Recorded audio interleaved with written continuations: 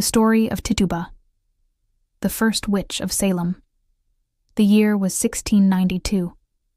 Winter had wrapped the village of Salem in silence, and the nights were long, cold, and heavy with fear. The small Puritan settlement, no more than a cluster of wooden houses and a meeting house at its heart, was a place where faith ruled every breath, where the devil was believed to stalk just beyond the trees. And into this fearful world, there stepped a woman whose name history would never forget. Her name was Tituba. The household of Reverend Paris. Inside the home of Reverend Samuel Paris, the fire crackled, but warmth was scarce. Paris's daughter Betty, only 9 years old, shivered under her blankets. Beside her, 11-year-old Abigail Williams, his niece, sat wide-eyed, her hands clutching the bedpost. Suddenly, Betty let out a cry, her body twisting, her limbs jerking in unnatural fits. Abigail screamed, "Abigail!" trembling. "She's coming! I see her! Black hands reaching for us!" Reverend Paris rushed in, his robes brushing the floor, his face pale. Paris. "What madness is this? Betty, Abigail, speak! Who torments you?" But the girls only shrieked, their eyes darting at shadows no one else could see. Neighbors gathered at the door, whispering. Salem was a place where illness was explained not by sickness, but by sin. If doctors failed, the people looked for witches, and so fear began to take root. The first suspicions days passed. Betty and Abigail's fits grew worse. They barked like dogs, crawled on the floor, shrieked that invisible hands pinched and clawed them. The villagers murmured, "Villager 1, this is no illness. This is witchcraft." Villager 2, "The devil walks among us." Reverend Paris, desperate to save his household, gathered the girls. His voice thundered in the candlelit room. Paris. "In the name of the Lord, tell me, who afflicts you? Who has sent these spirits upon you?" The girls shook with fear. Finally, trembling lips spoke 3 names. Sarah Good, the beggar who muttered curses in the streets. Sarah Osborne, the frail old woman who skipped church. And Tituba, the enslaved woman who lived in Paris's own house. The room went still. All eyes turned to her. Tituba accused. Tituba was unlike the others in Salem. She was not Puritan, not English. Her skin was dark, her accent thick. Some said she came from the islands of the Caribbean, others from Africa. She told stories of spirits and magic around the fire, tales that fascinated the children.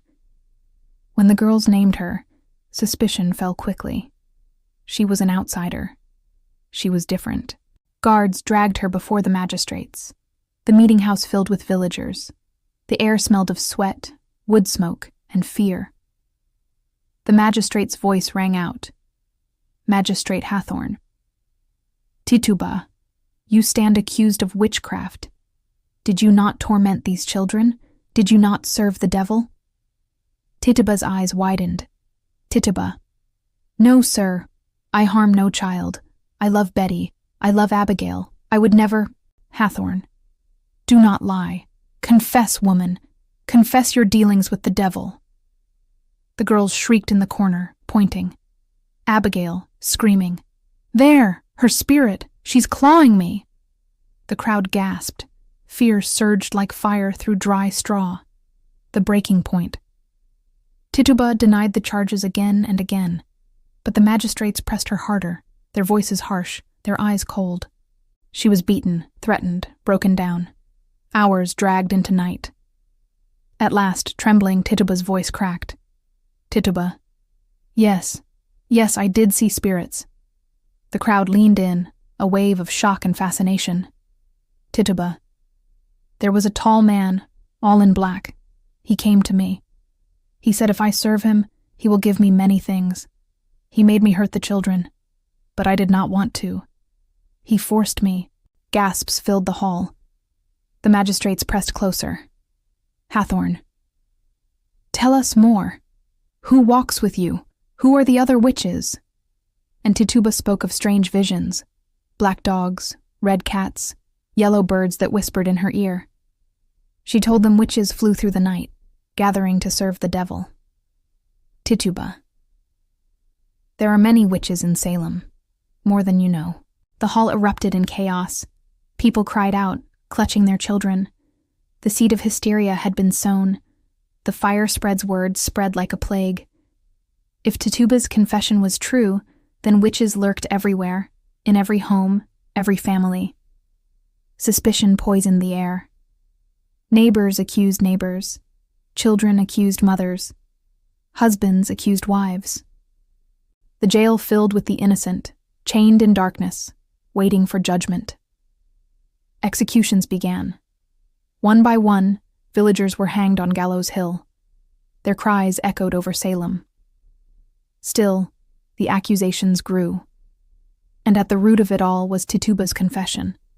Words torn from her by fear, twisted into fuel for the fire. Tituba forgotten. Irony clung to her fate. While others swung from the rope, Tituba remained in prison, not executed, but not free. She languished for more than a year in the cold, damp cells, listening to the sobs of the condemned. Then, as suddenly as it began, the madness ended. The governor, alarmed by the chaos, put a stop to the trials. Slowly, the town awoke from its nightmare. One day, someone, no one remembers who, paid for Tituba's release. She stepped out of the jail into the sunlight and disappeared from history. No one knows where she went or how her life ended. She remains a shadow, a name carved into the first pages of America's darkest chapter. Tituba was the first accused witch of Salem. She was not the devil's servant. She was a woman, enslaved, silenced, powerless, caught in the storm of fear and prejudice. Her words, spoken under duress, unleashed terror that consumed 20 lives and scarred a village forever.